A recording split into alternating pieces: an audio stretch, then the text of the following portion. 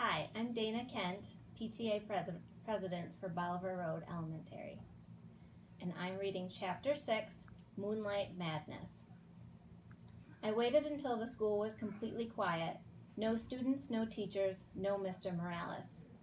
Then I got busy because I had a lot of work to do. Big work for a small hamster. First, I took the Moonlighters Club clipping out of my notebook. Holding it in my mouth, I opened the lock that doesn't lock and scurried across the table. Getting down off that table was still a problem. I grabbed hold of the leg and slid down, as I'd done before. It makes me feel a little queasy in my tummy, but it would be worthwhile if I could get Aldo a girlfriend. I hurried over the big machine, which was very, very high off the ground. It seemed impossible for me to get up there, but I had it all planned out in my mind. Crawl up the wastebasket. Ugh, I didn't know it would sway like that. Leap over the seat of Mrs. Brisbane's chair. Whoa, slippery. Crawl up the rungs to the chalkboard tray behind it. Along the chalkboard tray to the bookcase. Then the hardest part, the dive from the bookcase to the overhead projector cart. If you ever try it yourself, don't look down. I was practically home free, but I still had to get up to the lit part. Still holding the newspaper clipping in my mouth, I grabbed onto the big screw sticking out of the side and pulled myself up. Then I reached up as high as I could and just barely managed to touch the top. Good thing I've got big muscles because I was able to pull myself up. I was there.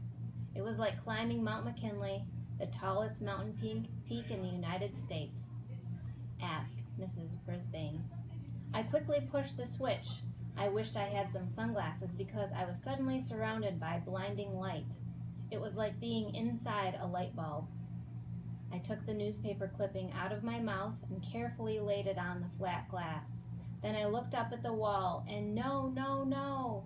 Up on the screen was a picture of a car, and behind it there was jumbled up backwards writing. I realized I must have laid the clipping on the glass upside down.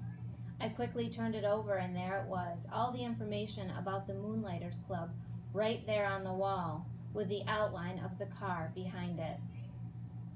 Aldo would be coming soon, so I hurried back to the cage.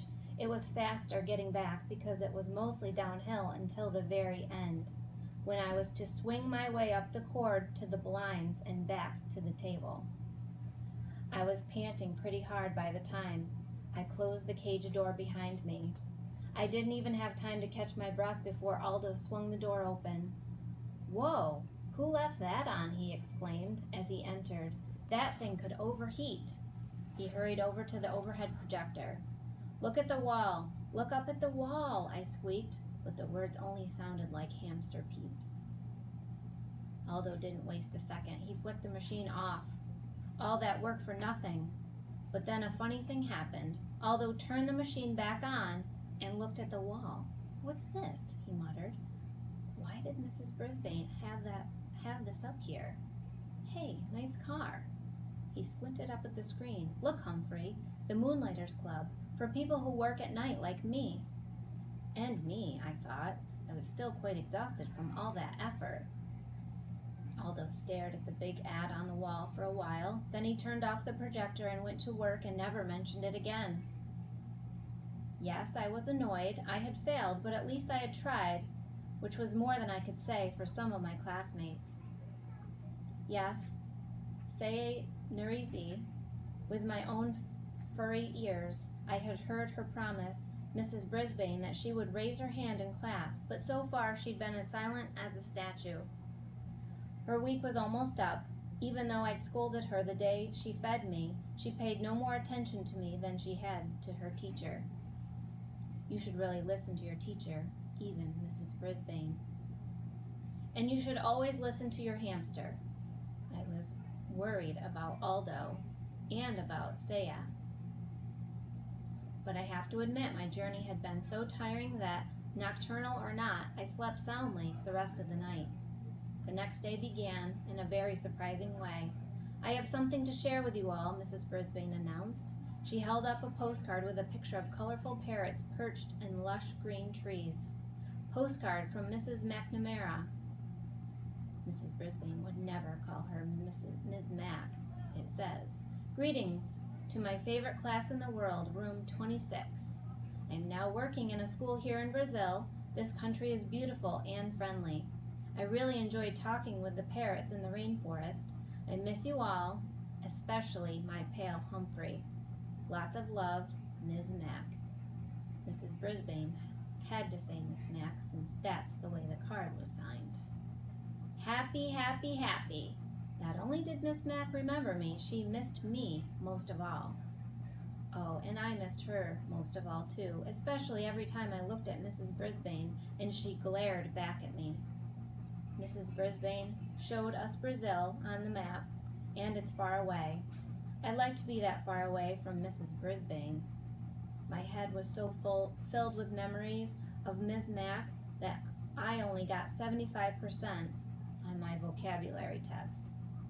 After we graded the test in class, Mrs. Brisbane said, "If you got 100% on the test, please raise your hand."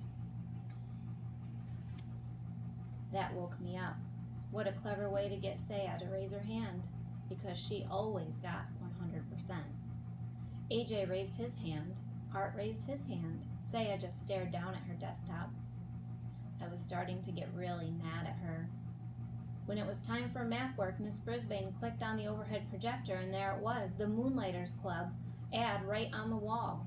Mrs. Brisbane wrinkled her nose, picked up the paper, and looked at both sides.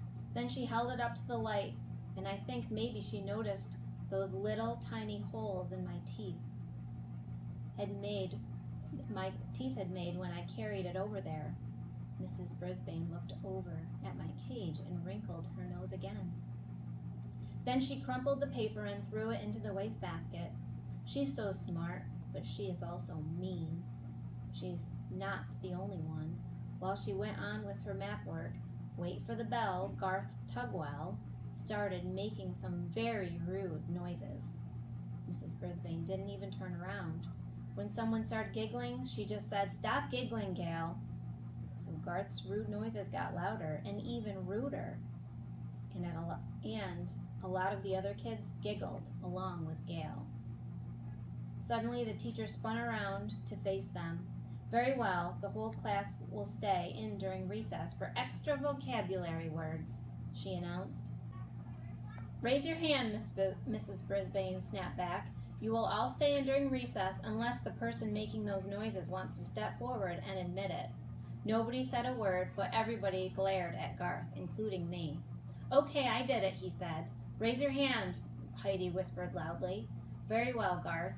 You, Heidi, and Gail will stay in during recess," the teacher said firmly. Heidi and Gail protested until the bell rang, but all three of them stayed in during recess. Instead of making them do extra vocabulary words, though, Mrs. Brisbane let them rest their heads on their desks. After she lectured them about their behavior, of course. All of this commotion had made me a little hungry, and for some reason I hadn't been fed yet, so I decided to squeak up for myself. Mrs. Brisbane turned and pointed at me angrily. "I don't need any trouble out of you either," she said. Heidi raised her hand. "I don't think he's been fed today," she said. Mrs. Brisbane told Garth to feed me. Then she dismissed the girls and told them to go outside and play for the rest of recess. So she wasn't completely mean to them anyway. She even trusted Garth to be alone in the room while she took some papers down to the office. I'd always liked wait for the bell Garth, so I was surprised when he started grumbling at me as he filled the water bottle and put some fresh mealworms in my cage. "One of these days, you'll get in trouble too," he said. "I'll see to that." "Huh?" I squeaked. "Everybody hates me. Everybody loves you. You're just a rat in disguise." The words hurt me a lot. Why would Garth say that? I mean, sure, almost everybody does love me, but I don't make rude noises and get other people into trouble. I was still pondering Garth's behavior when my classmates turned to room 26. Mrs. Brisbane must have gotten rested up for the recess because she greeted them with a smile. "I have a surprise for you," she told the kids. Surprises always get the class's attention. They think surprises are always good. However, I know that surprises can sometimes be bad, like the day Miss Mack left me forever. We're going to pick who gets to take Humphrey home for the weekend, she explained. Now you all know whether or not your parents gave permission for you to bring him home. So if you'd like Humphrey this weekend, raise your hand now. Hey, hey, hey, you should have seen all the hands that went up. I could hardly believe my eyes. Miranda and Heidi and AJ and every single hand in the class except Garth's. Even Saya Narizi raised her hand. Mrs. Brisbane noticed. Saya, do you think it will be all right with your parents? She asked. Saya nodded her head. I can't hear you, said Mrs. Brisbane. Yes, ma'am, said Saya. It was strange to hear her voice in the classroom. Mrs. Brisbane gave her a note to bring back from her family on Friday. I napped the rest of the afternoon, but whenever I woke up and glanced over at Saya's desk, I saw her doing something I'd never seen before, smiling. Tip 6. You can leave your hamster alone for a day or two. Otherwise, find a suitable caretaker. Or, if possible, take your hamster with you. In its own cage, a hamster can be very portable. Guide to the Care and Feeding of Hamsters, Dr. Harvey H. Hammer.